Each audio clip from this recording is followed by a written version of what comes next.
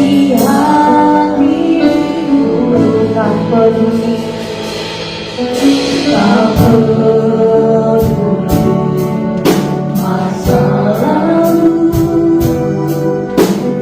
Engkau telah memilihku, mengangkatku, sempurnakan keindahan.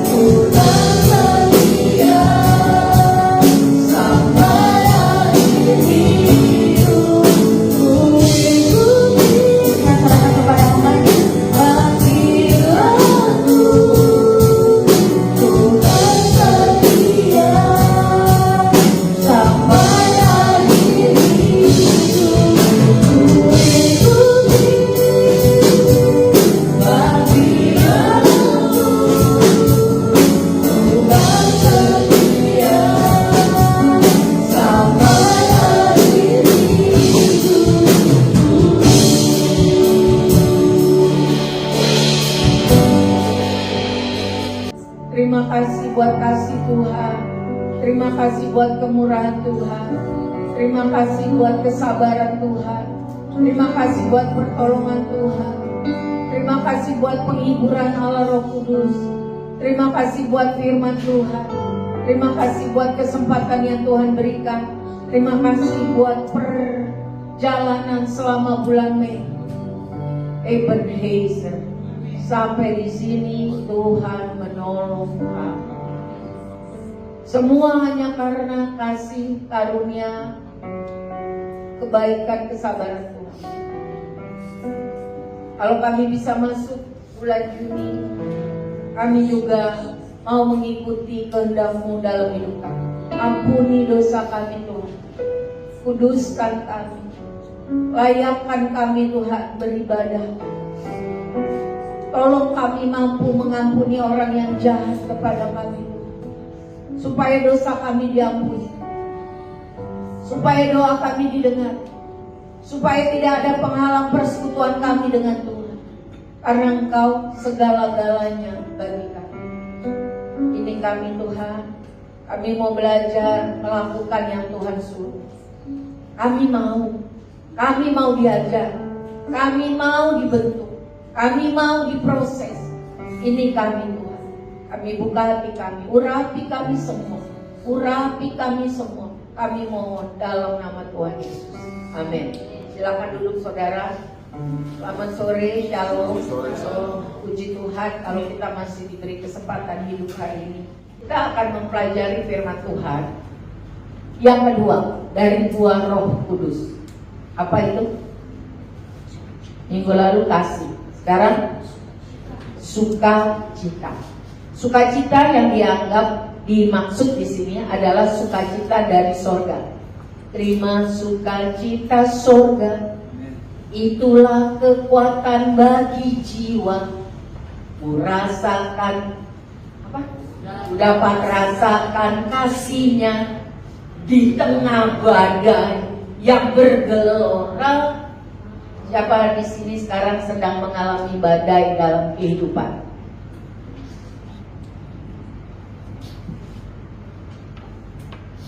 Kalau tidak ada sukacita dari sorga, menghadapi badai kehidupan bagaimana? Kalau tidak ada sukacita dari sorga, orang menghadapi badai kehidupan bagaimana? Stres, gila, pusing, mengeluh, komplain sama Tuhan. Iya betul nggak? Komplain sama Tuhan, saya udah lakukan yang baik kok saya terima yang jahat. Pernah komplain sama Tuhan? Pernah. Ayub juga pernah, tapi dia tidak berdosa dengan mulutnya. Alkitab bilang, dia tanya, kenapa Tuhan? Tuhan izinkan yang buruk terjadi di dalam hidup. Dan itu proses lama sampai Tuhan menjawabnya. Sehingga dia mengerti dan dia berkata, dulu dari kata orang aku kenal Tuhan, tapi sekarang sesudah aku lewati masa-masa sulit pahit di dalam hidupku, aku kenal Tuhan secara pribadi. Dan hidup Ayub sampai hari ini 2026 jadi berkat bagi banyak orang. Kalau kita susah sulit, gak ada seperti Ayub. Dalam satu waktu anaknya 10 meninggal. Sakit dari kepala sampai kaki. Hartanya habis ludes. Bahkan istrinya bilang, gak usah memuji, menyembah, berdoa lagi sama Tuhan. Kutuki Tuhanmu, mampus aja lu.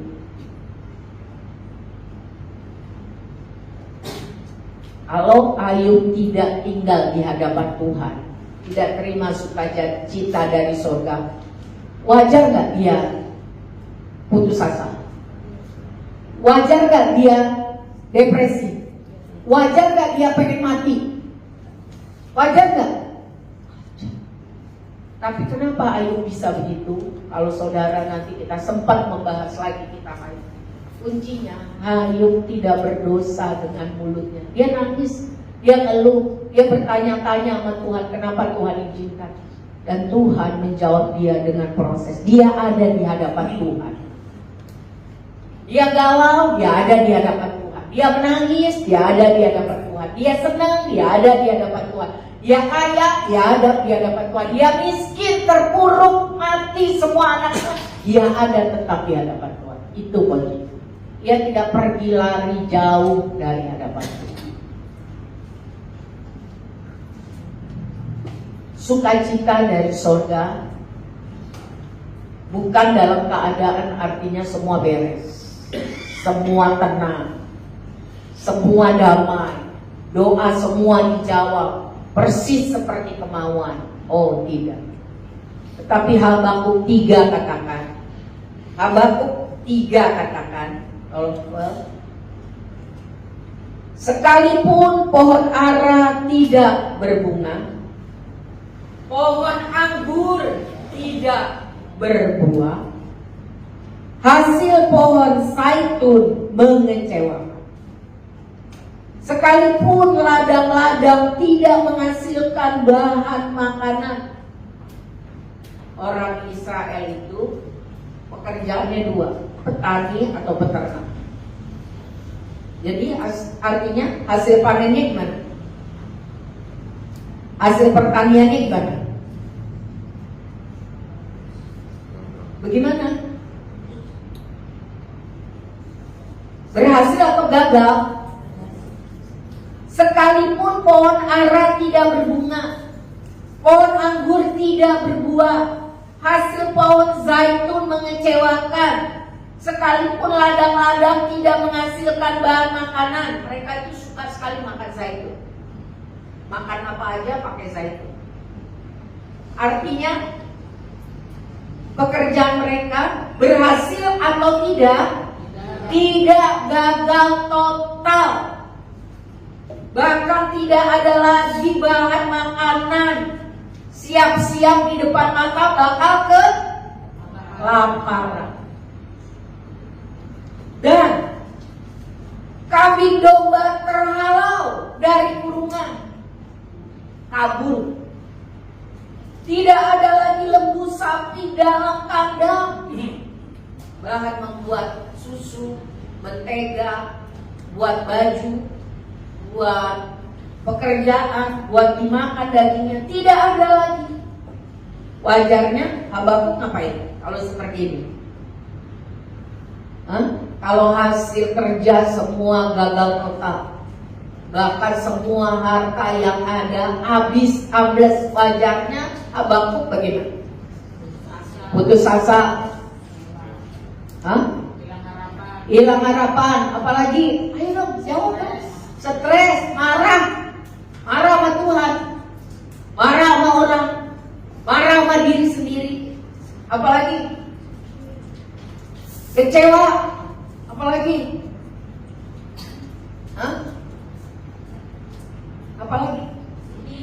Sedih, pengen bunuh diri, ya, betul nggak? Hilang harapan. Namun, tetapi kata Habakuk, aku akan bersorak-sorai di dalam Tuhan. Bersorak-sorak di dalam Tuhan. Artinya tetap ada di dalam Tuhan. Tidak meninggalkan Tuhan. Tetap berada di dalam lindungan Tuhan, persis sama dengan apa yang Ayub lakukan.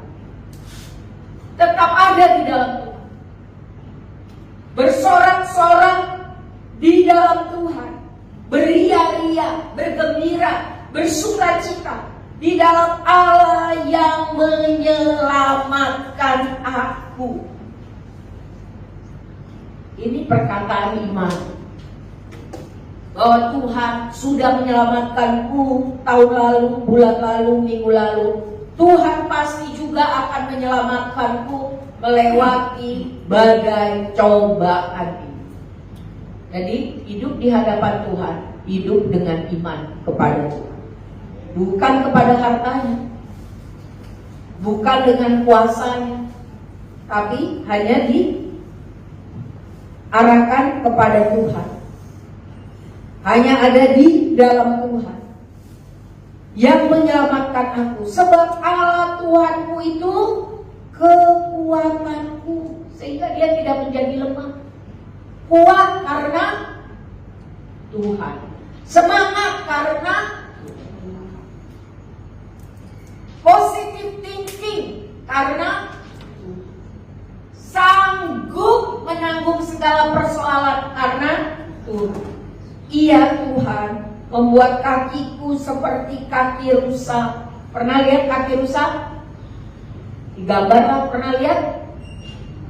Beda kaki rusa sama kaki gajah apa? Hah?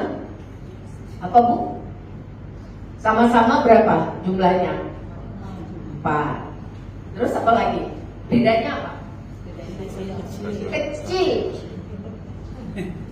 Kecil, tapi Tuhan buat biar kecil-kecil cabai rawit. Biar kecil tapi sanggup berjejak, melompat, berjejak, melompat sampai di bukit-bukit di atas. Amin. Sukacita dari sorga, sukacita yang Kristus ajukan kepada orang-orang yang mau memberi diri dipimpin Roh Kudus adalah seperti yang Habakuk 3 tulis. Sekalipun banyak hal mengecewakan, tetapi aku akan bersorak-sorai, bergembira karena aku ada di dalam Tuhan. Aku bergembira, bersemangat karena aku tahu Tuhan penyelamatku, Tuhan kekuatan, Tuhan yang mengizinkan sesuatu untuk kebaikan. Aku aja gak ngerti karena pikiranku kecil, tetapi Tuhan lebih besar dari semua masalah itu, sehingga menghadapi masalah tidak menjadi apa? Tidak menjadi apa? Menghadapi banyak masalah tidak menjadi apa? Lemah, putus asa, hilang iman, hilang pengharapan, hilang sukacita, dan akhirnya bosan hidup. Menurut penelitian, saudara, anak-anak muda sekarang ini, generasi Z, lebih banyak ngobrol dengan AI melalui medsos daripada dengan orang tua atau keluarga, karena tidak merasa nyaman, karena tidak merasa cocok. Orang tua juga dengan kesibukan juga tidak merasa lagi bisa menjembatani apa-apa masalah pada anak-anaknya atau cucu-cucunya karena beda generasi. Akibatnya banyak terjadi masalah penyimpangan. Dan pekerjaan yang sekarang paling lagi banyak-banyaknya digandrungi adalah pekerjaan psikolog dan psikiater. Anak-anak muda sekarang banyak yang ke psikolog, bahkan ke psikiater. Bedanya, kalau psikolog itu gangguan jiwa kepribadian, tapi kalau sudah ke psikiater itu ada dengan gangguan jiwa yang perlu dengan obat-obatan. Dan bukan kelihatannya orang yang telanjang-telanjang muter-muter jalan, tidak. Kaum profesional di kota-kota besar sekarang banyak jadi pasien orang psikolog dan psikiater. Ini gejalanya. Dan harus minum obat seumur hidup. Gejalanya stres, cemas, ketakutan, males ngomong, males kerja, males bangun, males hidup, atau tiba-tiba ketawa, gembira, gak jelas, dan pengen bunuh diri. Kalau zaman kita dulu kurang dicermati hal-hal seperti itu, tapi sekarang seperti bom yang lagi banyak di mana-mana. Menurut sensus ada 250 juta orang di seluruh dunia, berarti 10% penduduk dunia yang sekarang ini pasien psikolog, psikiater kami tidak tahu, saya tidak tahu, saya belum baca data. Dan 3% dari 250 juta orang itu bunuh diri.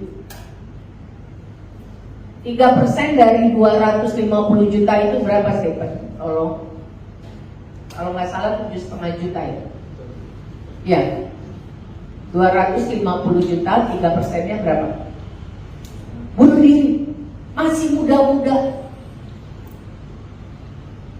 Orang-orang profesional. Dan ada 100.000 psikolog di dunia ini.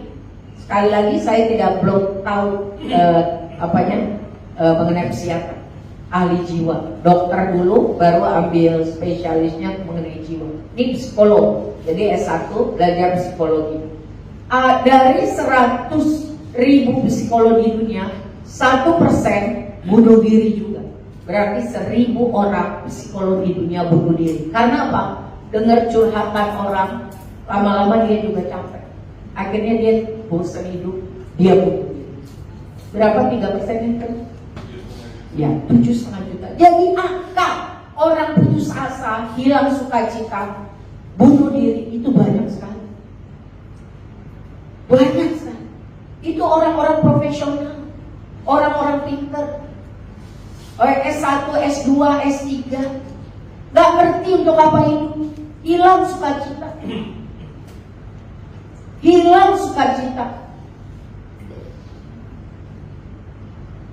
Jadi penting sekali punya sukacita dari sorga. Apa yang harus dilakukan supaya sukacita dari Tuhan itu menguasai hidup kita? Mari kita lihat ayat yang tadi, Habakuk 3. Apa yang saudara bisa tangkap? Kenapa Habakuk bisa bersukacita, bersorak-sorai, tetap sukacita, tetap gembira, padahal situasi kondisinya sangat pahit, sangat sulit. Kenapa? Karena coba baca ayatnya.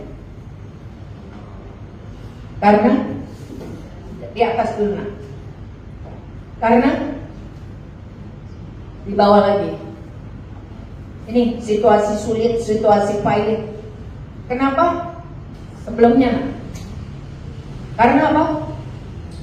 Di dalam Tuhan. Sekali lagi, di dalam Allah. Karena tinggal di dalam Tuhan. Karena tidak pergi jauh dari Tuhan. Karena tetap setia berdoa mencari Tuhan. Karena menangis di hadapan Tuhan. Karena memuji-muji Tuhan. Karena membiasakan diri menyembah Tuhan. Karena setia beribadah kepada Tuhan. Karena mencari Tuhan, tidak jauh dari Tuhan. Tidak pergi jauh dari hadapan Tuhan. Ingat siapa yang pergi jauh dari hadapan Tuhan? Siapa? Siapa? Alkitab bilang siapa? Saul. Siapa lagi? Yunus. Siapa lagi? Kain. Yunus dapat kesempatan kedua, Saul tidak. Kain tidak. Kalau saya dan saudara, kita semua punya masalah, betul? Tapi mungkin belum seperti Habakuk, habis semuanya. Belum seperti Ayub, habis semuanya. Kalau mau tetap mengalami sukacita dari sorga di tengah badai, pastikan kita tetap tinggal di dalam Tuhan. Mari katakan, tinggal di dalam Tuhan. Bukan kos, bukan ngontrak, tetapi tinggal terus bersama Tuhan. Di hadirat Tuhan ada damai, ada sukacita, ada kekuatan, ada penghiburan, ada kesanggupan. Tinggal di dalam Tuhan. Hanya Tuhan yang bisa berubah keadaan. Hanya Tuhan yang bisa membuat mujizat. Hanya Tuhan yang bisa membuat orang mati atau hidup. Hanya Tuhan yang bisa menyembuhkan orang sakit. Hanya Tuhan yang bisa membangkitkan orang mati. Hanya Tuhan yang bisa mengusir setan dari orang-orang yang kerasukan di Gerasa. Manusia sangat terbatas. Manusia bisa mengecewakan. Manusia bisa meninggal. Betul? Harta bisa inflasi, bisa dirampok, bisa nggak ada artinya. Betul? Tuhan, pastikan tinggal di dalam Tuhan. Tinggal di dalam Tuhan. Di dalam Tuhan. Bangun pagi cari Tuhan. Sepanjang hari hidup nyebut, Yesus tolong saya. Semakin banyak kesusahan, semakin banyak berseru, Tuhan tolong saya. Mungkin tidak bisa lagi ngomong panjang-panjang, tapi Tuhan bilang Tuhan hanya sejauh doa. Tuhan tolong saya. Tuhan tolong saya. Tuhan hiburkan hati saya. Tuhan kuatkan saya. Tuhan ajar saya. Tuhan sanggupkan saya. Tuhan tolong saya. Sehingga dengan proses waktu kita bisa seperti Habakuk, aku bersorak-sorak bersuka cita karena Tuhan. Seperti Ayub dengan proses waktu, tapi tetap tinggal di dalam Tuhan, tidak lari dari Tuhan, tetap setia kepada Tuhan, tidak meninggalkan Tuhan. Banyak orang lari dari Tuhan, akhirnya kemana? Kemana? Ditelan oleh iblis. Yohanes 10 ayat 10 katakan, sebab iblis datang untuk mencuri, membunuh, dan binasa. Iblis tujuannya supaya kita mati, putus asa, masuk neraka. Itu aja. Tetapi Tuhan datang untuk memberi hidup dan hidup dalam segala kelimpahan. Artinya apa? Bukan berarti tidak ada masalah. Bukan artinya selalu untung, bukan selalu happy, bukan. Hidup yang berkelimpahan. Coba saya nggak punya ini.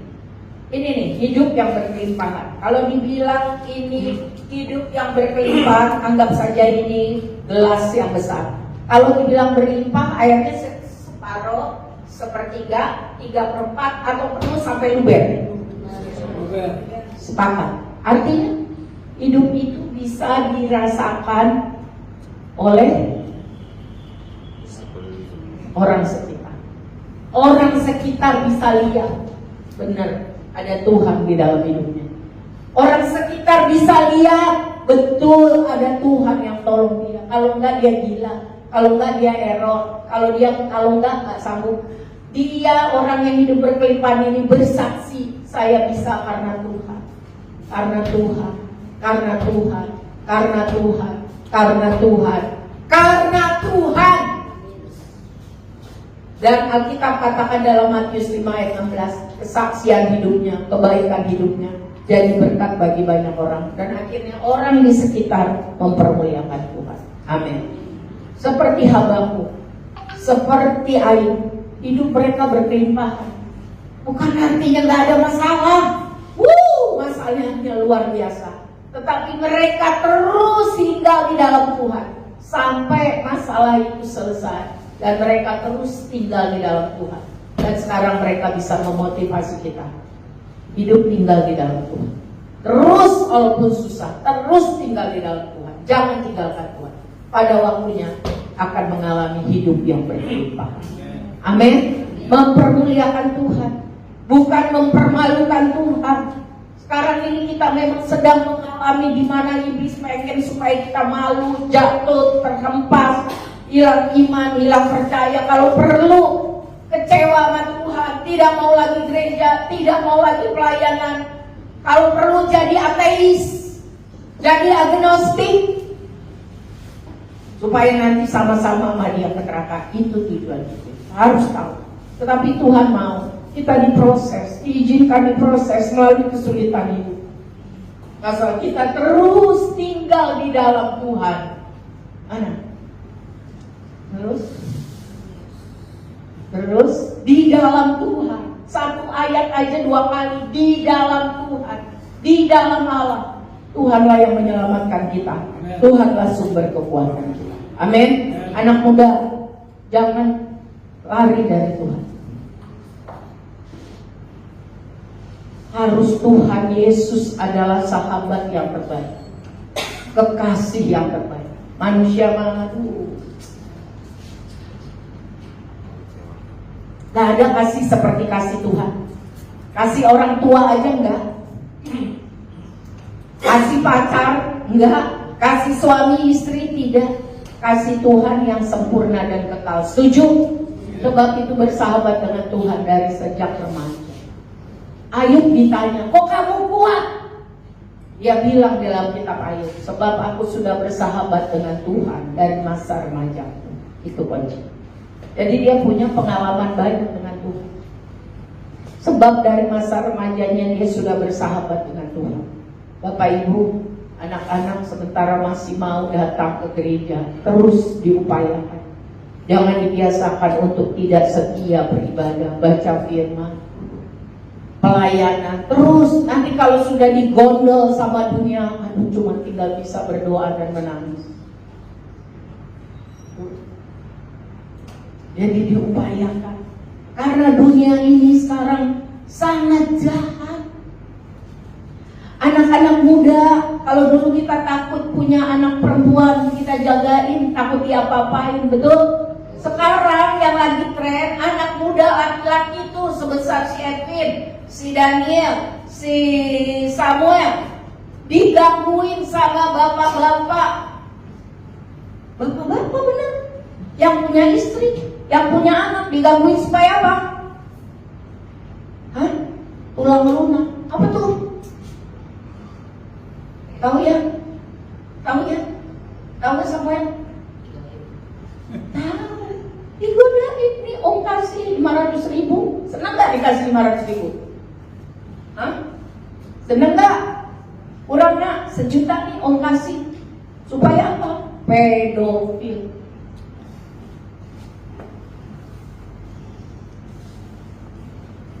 Betul Pak, betul. Angka itu sangat sedang naik. Di kota-kota besar di Indonesia sedang naik, pedofil bergerak luar biasa. Sehingga anak-anak jadi error. Anak-anak jadi rusak. Karena tujuan iblis kan untuk merusak, membunuh, mencelakakan, membinasakan.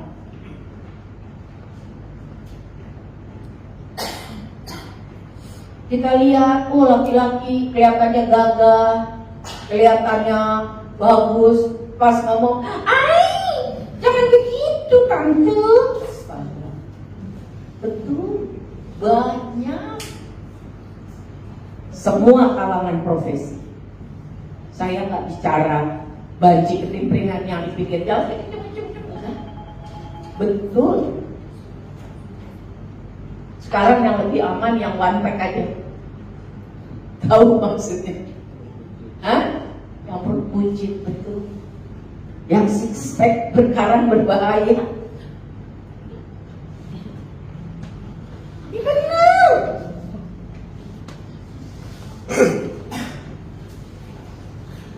Benar. Itu iblis. Dan yang sedang dijerat itu anak-anak muda sebesar-besar Edwin, Daniel, Samuel, dikasih duit, dikasih handphone Apple yang berapa ya? Yang paling baru berapa? 11. Hah? Saya nggak tahu itu. Saya kalau nanya mana yang paling murah? Itu kalau saya mah. Hah? Seneng nggak, Dek? Seneng nggak dikasih gitu? Tapi ayo nginep sama Om 2 malam. Kita ke Singapura. Banyak. Seneng nggak diajak ke Singapura naik jet pribadi? Seneng. Bukan ece-ece.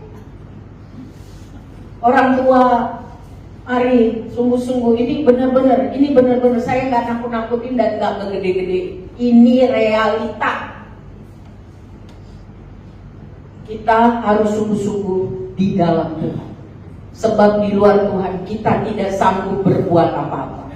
Gak sanggup kita hidup benar. Gak sanggup.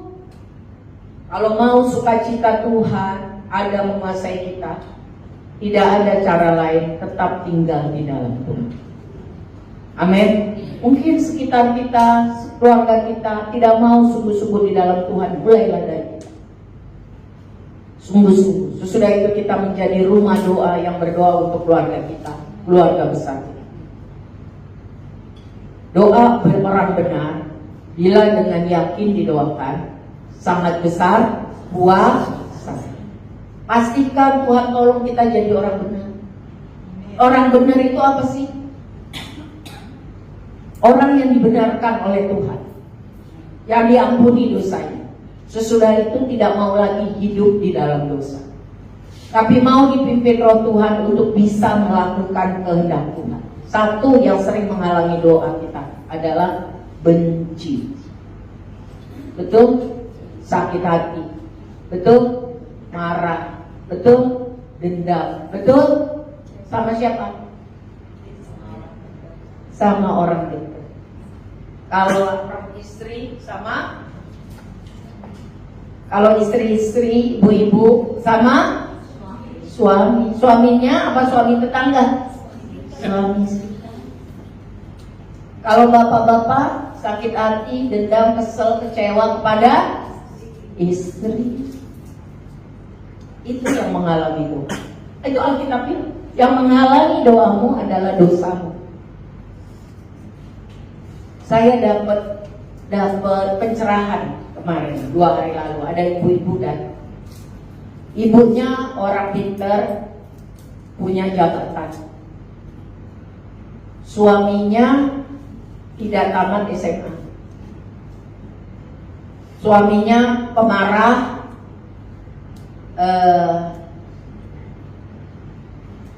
mau juga mukul, dan males juga kerjanya.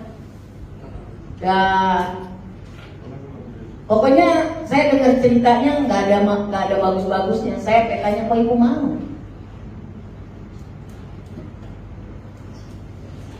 Saya 15 tahun katanya, nangis terus sama Tuhan, minta suami saya dikobahkan.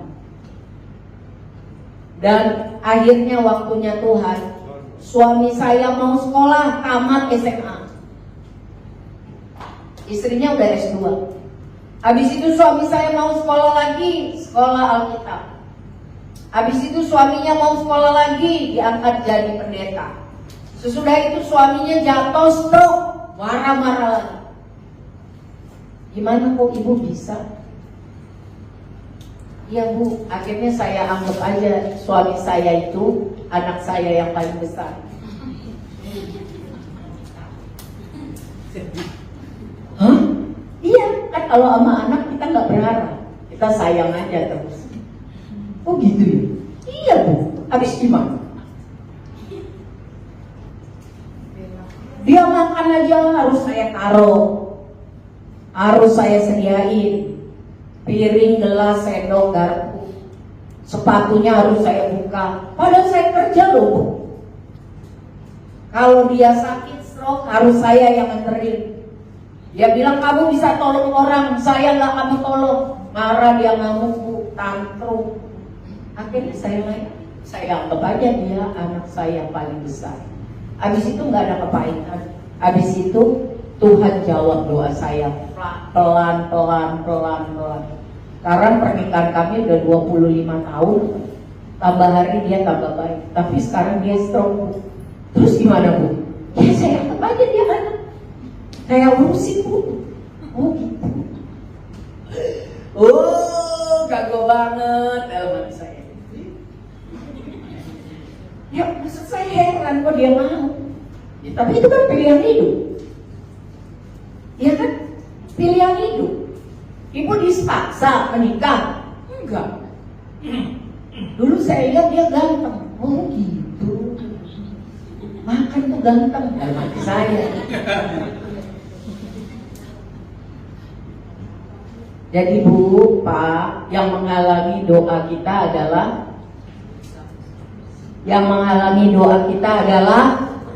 dosa. Salah satu dosa yang wujudnya jelas, firman Tuhan bilang apa? Simpan sakit hati, kepahitan, benci. Terus ada teman saya yang bermasalah dengan istrinya. Teman saya itu gembala sidang GPDI. Tahu GPDI? Apa tuh? Gereja Pantekosta di Indonesia. Dia bangun jam 4, istrinya jam 6. Dia nyuci nyetrika, istrinya enggak. Dia masak, istrinya enggak. Aneh, tapi nyata. Terus saya tanya, saya godain kan dia jaim. Dia gimana bu? Kalau istrinya yang ngeselin, yang bikin ini, ya udah, anggap aja istrinya itu anak perempuan paling gede. Kalau sama anak perempuan kan bapak-bapak udah main baik aja, sabar aja, sayang aja. Kalau sama istri kan yang banyak nuntut. Anggap aja anak perempuan yang paling gede. Saya ketawa.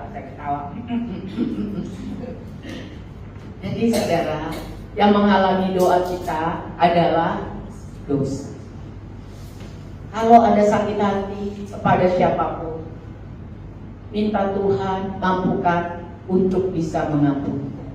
Seperti Tuhan mengampuni kita, dimampukanlah kiranya kita mengampuni orang yang jahat.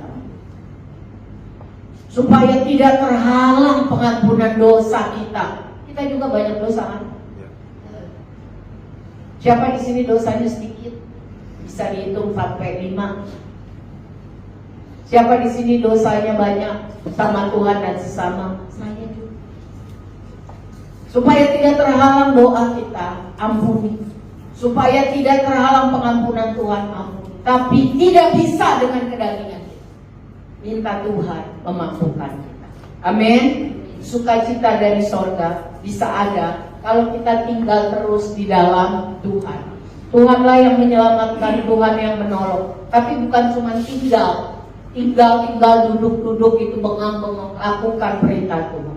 Salah satu perintah Tuhan, ampuni orang yang bersalah kepadamu. Seperti Tuhan mengampuni engkau, ampuni orang yang bersalah kepadamu, supaya tidak terhalang doa. Kalau kita minta sukacita dari sorga supaya tidak terhalang, bisa nggak? Walaupun susah, banyak kesulitan, tapi ada sukacita. Bisa nggak? Bisa. Siapa contohnya? Orang yang dipenjara, diikat kaki tangannya, bukan karena ngerampok, bukan karena jahat, tapi karena Injil. Tapi di penjara dia tetap bersukacita, memuji-muji Tuhan, didengar sama tahanan yang lain. Lalu Tuhan membuat mujizat, penjara itu terbongkar dan dia dapat terus bersaksi tentang Injil. Siapa? Paulus dan Silas. Mereka bisa mengalami sukacita dari sorga karena mereka apa? Hidup tetap di dalam Tuhan. Apakah hidupnya gampang, enak? Susah, sulit. Sekali lagi, Tuhan tidak pernah berjanji pengikut Kristus tidak ada masalah. Bahkan Tuhan bilang, siapa mau mengikuti Yesus harus siap menyangkal diri, memikul salib, dan mengikut Tuhan. Betul? Tuhan tolong kita semua. Amin. Untuk bisa menghasilkan buah Roh Kudus, yaitu sukacita di tengah badai kehidupan. Karena tinggal di dalam Kristus. Karena tinggal di dalam Kristus. Karena melakukan firman Tuhan. Karena penghiburan itu datangnya dari Tuhan. Kekuatan itu datangnya dari Tuhan. Amin. Mari kita berdoa.